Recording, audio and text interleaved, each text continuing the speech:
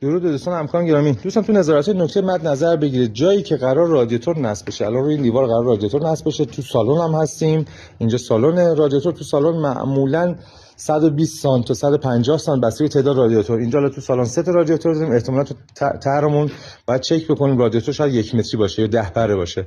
این رادیاتور وقتی میخواد نصب بشه، اون استندش که میخواد پیش و بولت بشه به دیوار، احتمال داره لوله کابل، این کابل اسپیلت بالا سر رادیاتوره، یا درین اسپیلت، یا حتی خطرناک‌تر لوله‌های گازی که اینجا تو داک رد شده رو سوراخ بکنه. پس تو نظارت حتما اینو مد نظر بگیرید جایی که رادیاتور میخواد نصب بشه، رو دیوارش لوله آب، برق، گاز، لوله سیستم جریان ظرفیش، لوله برق تاسیسی در واقع نباشه که موقع نصب رادیاتور ما خطر آسیب دیدن به این لوله ها رو نداشته باشیم.